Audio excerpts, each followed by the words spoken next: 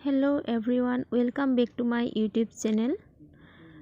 আজি মই আপোনালোকৰ আগত মই কিহেৰেনো ৰুটি বনালো হে আপোনালোকক দেখুৱাব লৈছো। এয়া ডিম নহয় কিন্তু দেই, দেখিবলৈ ডিমৰ আমলেটৰ নিচিনা। মই আজি চাউল ৰুটি বনালো, কেনেকৈ বনাইছে এয়া আপোনালোকে চাই থাকক। এইখিনি হৈছে চাউল ৰুটি। এয়া ইমান সম্পূৰ্ণকৈ দেখুৱাব পৰা নাই, এয়া ভালে হৈছে। আপোনালোকৰ আগত এই ভিডিঅ'টো মই আগবঢ়াম, চাই থাকক।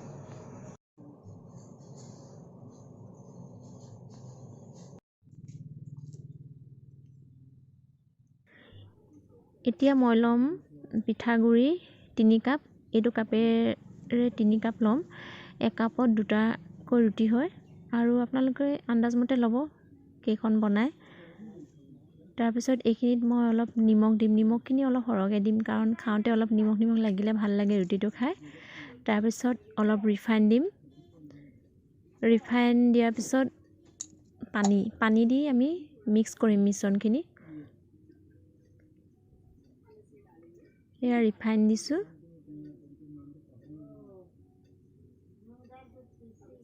ৰিফাইনখিনি বনাওঁতেও দিব লাগিব অলপ, কাৰণ নহ'লে টাৱাখনত লাগি যায় ৰিফাইন নিদিলে। আৰু এই সানোতেও অলপ দি লৈছোঁ মই। এতিয়া পানী দিম ইয়াত, পানীখিনি অলপ সৰহকৈ দিম কাৰণ পিঠাগুড়িখিনি শুকান যে, পানী অলপ সৰহকৈ দিব লাগিব, নহ'লে পানীখিনি শুকাই যায় আৰু শেষলৈ মানে বহুত ডাঠ হৈ যায় পেষ্টটো, সেইকাৰণে অলপ সৰহকৈ দি লৈছোঁ।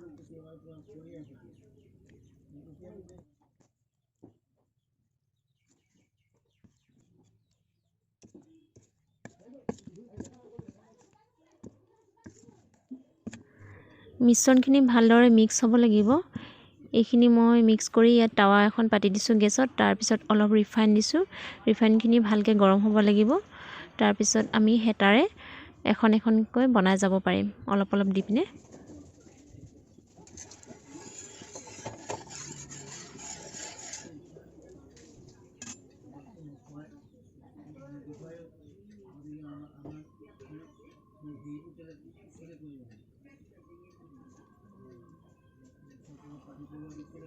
এয়া ভালদৰে গৰম হৈছে, এতিয়া মই এখন দি যাম চাব। এয়া ইমান গোলকৈ দিব পৰা নাই বাৰু মই, তথাপি দিছোঁ। গোলকৈ বনালে ধুনীয়া লাগে চাবলৈ। এয়া হেতাখনত অলপ কম হয় দিওঁতে, সেয়া শেষত অকণমান চাইডে চাইডে দি দিছোঁ।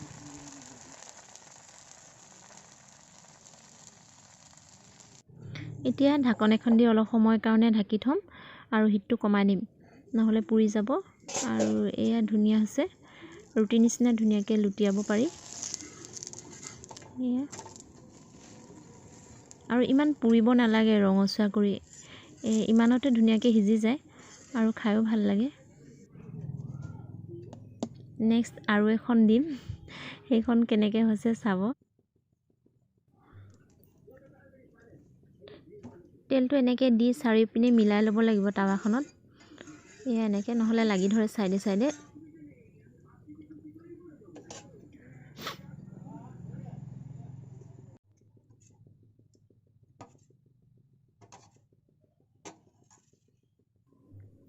এতিয়া আৰু এখন দিম মই, এইখন ঘূৰণীয়া হয় নে কি হয় চাই লওঁচোন। এতিয়ালৈকেতো ঘূৰণীয়া হৈছে বাৰু,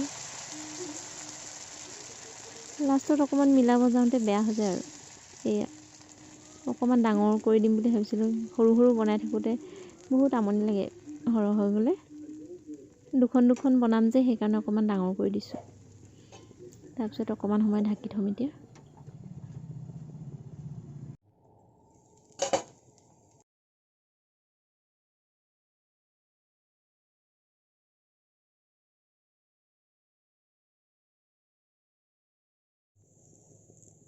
পিঠাটো কেনেকৈ হৈছে, পিঠা নহয় অৱশ্যে ৰুটি হয়, কেনেকুৱা হৈছে জনাবচোন আপোনালোকে। এইটো অলপ বেকা হ'ল, এইডোখৰ অলপ বেকা হৈ গ'ল। গোল হ'লে আৰু ধুনীয়া লাগে। মই এইটো গোল কৰিব পৰা নাই। আপোনালোকে পাৰে যদি ধুনীয়াকৈ গোলকৈ বনাই খাবচোন, চাবলৈও ভাল লাগে, খাবলৈও ভাল লাগে। এইটো এটা মই যেনে তেনে অলপ গোল কৰি দিলোঁ দেই। যেনে তেনে গোল কৰিলোঁ, কেনেকৈ হয় নাজানো আৰু, পিছত ৰুটিয়ে চাম। এয়া অলপ গোল হৈছে। ৰুটিটো বেলোতে মোৰ ঠিকেই হয়, কিন্তু এনেকুৱা বনালে ধুনীয়াকৈ গোল কৰিব নোৱাৰোঁ।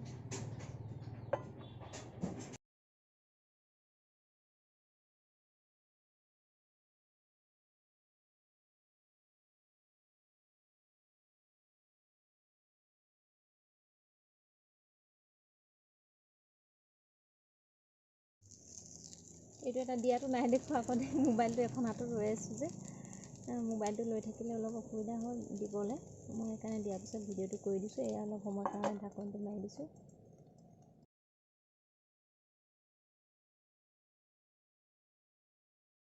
এইখিনি মই বনালোঁ এতিয়া বেছি হোৱা নাই 6টা বনালোঁ দুটা দুটাকৈ খাবলৈ তাৰপিছত এইখিনি কেনেকৈ হৈছে আপোনালোকে চাব খাবলৈও বহুত ভাল হ'ব সেয়া ৰুটি নিচিনাই হৈছে ভাঙি নাযায় আৰু বহুত কোমল হৈছে সেয়া খাব পাৰি ধুনীয়াকৈ কোমল অকণমান খাই চাওঁ আৰু শেষত এইকণ থাকিলে আৰু অলপ বাচিলে এইখিনি পেলাই দিবলৈ মন যোৱা নাই আৰু ইয়াত সৰু মৰুকৈ এটা মই বনাম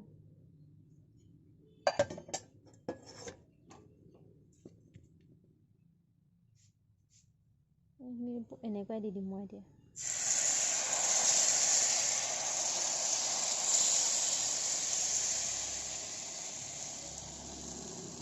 ইমান সৰু হোৱা নাই আৰু